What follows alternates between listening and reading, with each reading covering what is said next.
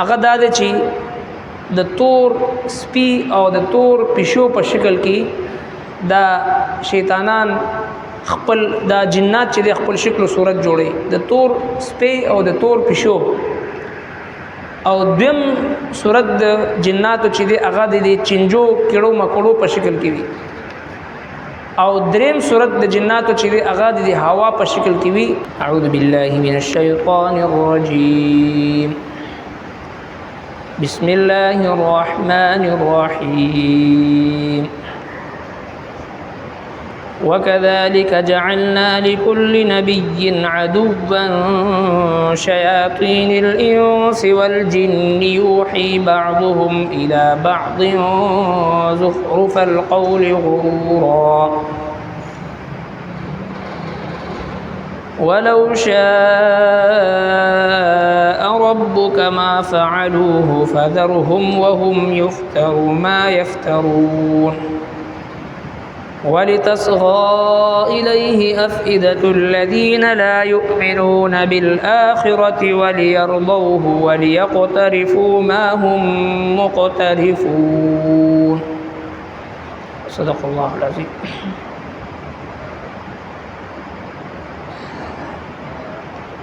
مخی آیت مبارکہ کی اللہ رب کائنات دا ارشاد فرمائے چې کچری مونږه دی مشرکین ته فرشتي راولګو او د دوی د خواهش مطابق د قبرونو نه مړی را پاسي او دوی سره خبرې وکي او هر شی د دوی د منشا او د خوخي مطابق دوی ته حاضر کړي شي بیا هم دوی ایمان نه وروړي مگر دا چې الله تبارک وتعالى چاته هدایت ورکول غواړي لیکن اکثر د دوی نه جاهلان دي.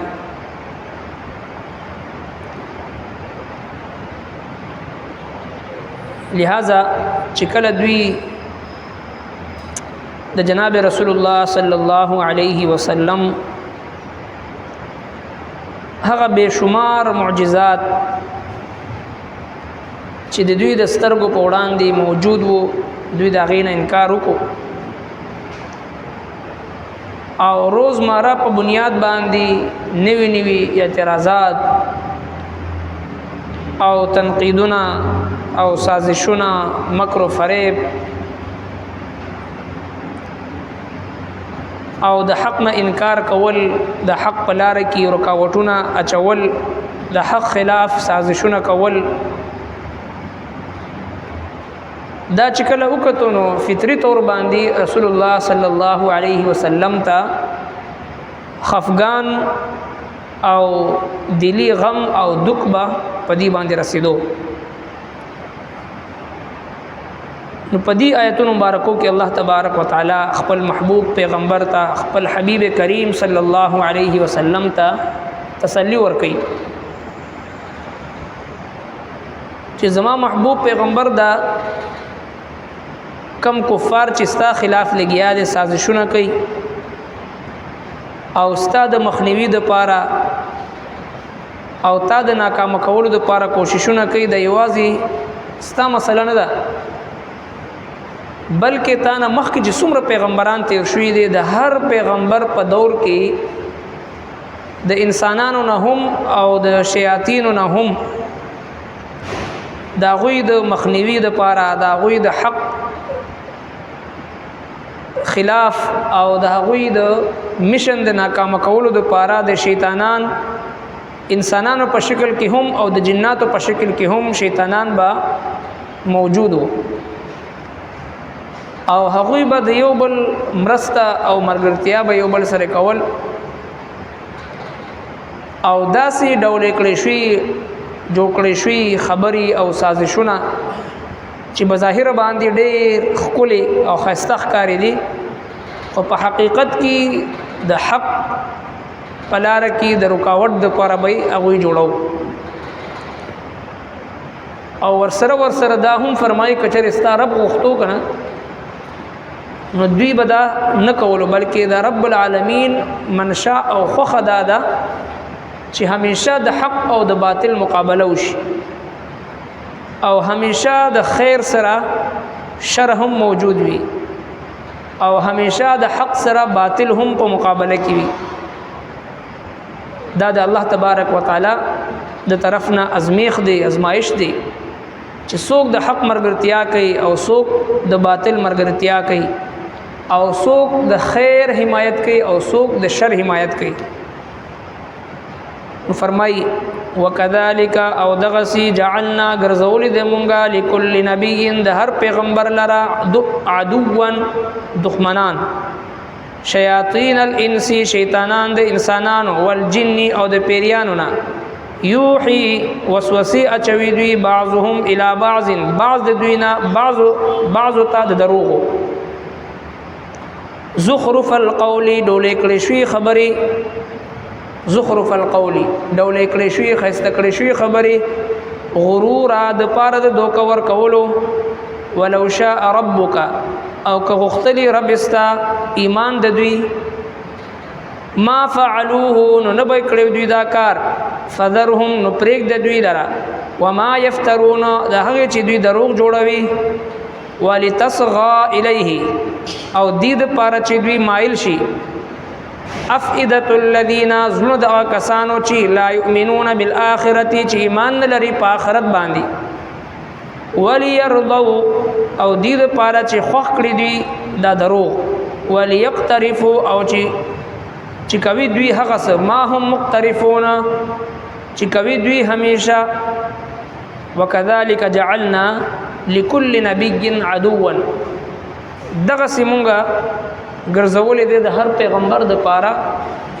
دشمن، شیاطین الانس والجن شیطانان د انسانانو او د پیریانو نه. چې څومره پیغمبران دنیا ته راغلي دي، د پیغمبرانو هغه میشن او د پیغمبرانو هغه حق پیغام د رکاولو او د منی کولو د پاره، د حق د خوریدونه منی کولو د پاره باطل مخ ته راغلي دي.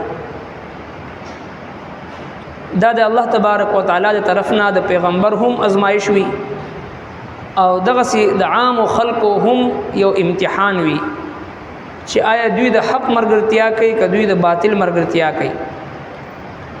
سرنګ چې حدیث پاک کې راځي چې د جناتو یو قسم هغه دا چې د تور سپی او د تور پښو په شکل کې دا شیطانان خپل دا جنات چې د خپل شکل او صورت جوړي، د تور سپی او د تور پښو، او دیم صورت د جناتو چې د هغه د چنجو کېړو مکړو په شکل کې وي، او دریم صورت د جناتو چې د هغه د هوا په شکل کې وي، دغه جسم نه په هوا د هوا په شان وي. دا د جناتو درې قسمونه دي، او دغه سي د انسانانو هم درې قسمونه ذکر کړي دي. حدیث پاک کې راځي یو هغه قسم دی چې کوم هغه انسانان دي چې کوم د حیواناتو په شان وي، چې الله تبارک وتعالى فرمایي چې لهم قلوب لا يفقهون بها ولهم اعين لا يبصرون بها ولهم آذان لا يسمعون بها اولئك كالانعام بل هم اضل. چې د دوی زړونه شته خو باقي باندې پس پويږي نه، حق باندې ځان نه پوي، سترګې شته خو حق نه ویني، غوږونه شته خو حق نه اوري. دا د حیواناتو قسم دی په انسانانو کې. او دویم هغه قسم دی چې هغه بظاهر باندې انسان وي، د انسانانو په منځ کې اوسېږي، ښایسته ښکلې انساني شکل او صورت وي، خو په هغې کې دننه روح چې دی روح هغه د شیطان وي.